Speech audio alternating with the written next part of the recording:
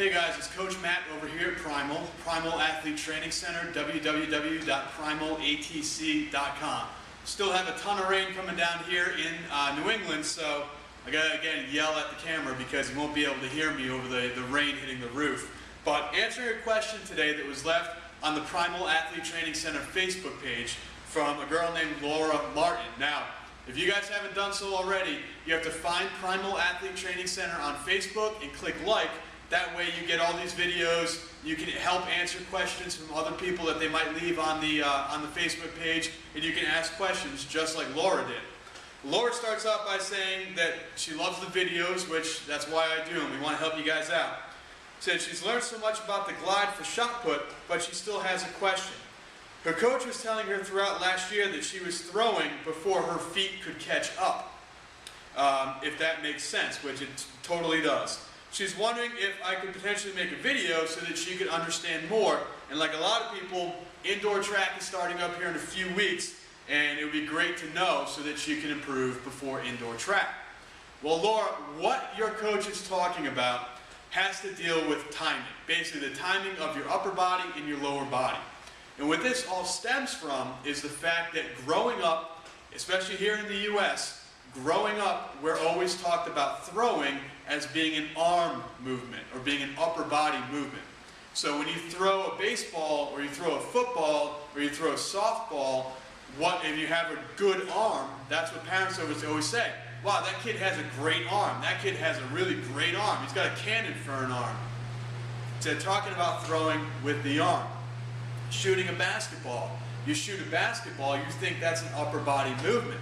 But what you don't realize growing up is that those movements are actually done, they start with the lower body.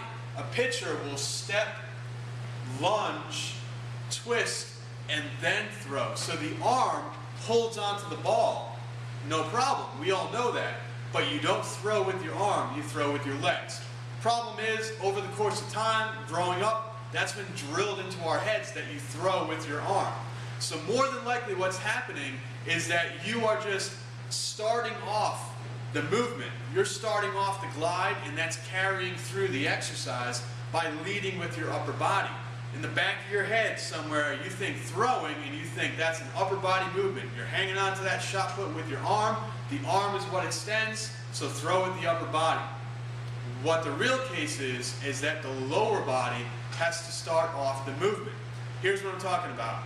If you're in the back of the glide, and you start off by lifting your shoulders, basically using your shoulders to move backwards throughout the circle. Let's see if I can do this here. Using the shoulders to let yourself go through the circle, to help yourself backwards through that circle. If you're leading with the shoulders, that means you're leading with the upper body. As you land in the power position, your upper body is already going to be back, and you're not going to have your weight over the leg. Now, if the upper body's back and you go to turn and push, you're not going to have any pop with those legs. You're simply just going to push that ball forward using your upper body. So what's happening is that your upper body, I'd put it a different way. I'd say that your upper body is getting too far in front of the lower body. The thing that I always say in a lot of my discus videos is that the upper body and the lower body are in a race against each other. So your lower body has to always win that race. When you get in that power position, the lower body has to start to move first before that upper body. The upper body has to be that afterthought, where now that you've done your legs, you've moved your legs and you exploded with the legs, that's where the upper body is going to follow through. Think of it just like a catapult. The catapult, all that torque, all that power is built up in the base. The arm is simply the thing that hangs on to that big boulder. No different than shot.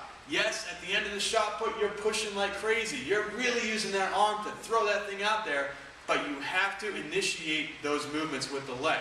So out of the back of the circle, when you're in the back, you're going to use the legs, boom, to come out of the back. You're not going to use the shoulders.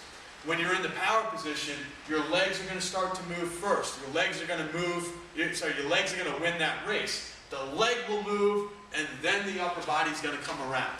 So you always have to make sure that the legs initiate the movement and that the upper body, I hate to say, is dragging behind because really it's moving quick too, but the upper body is always going to lose that race. So you throw with the legs, follow through with the upper body. More than likely you're starting with the upper body and then doing the legs as an afterthought. That's all that your coach means. So make sure to go back, take a look at the videos some more, really work on using the legs first, exploding with the legs, using the legs and the core, getting that to move yourself across the circle, getting that to start the movement of the power position, leaving your upper body behind, letting your upper body lose that race, following through, still pushing hard, but your upper body is going to follow through, the legs are going to start. Hopefully this answers your question. Guys, if you have questions, do just what Laura did. She went to the Primal Athlete Training Center Facebook page, she clicked like, and she was able to leave her question right on the page, and now I'm doing a video for her. Perfect way to go ahead and get your questions answered. And now everybody who's a fan of Primal is going to see that question get answered, and hopefully we get to help out hundreds of other people that like the page and that might be having the same problem as Laura.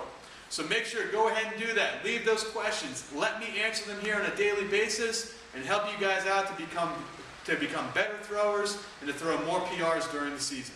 Thanks.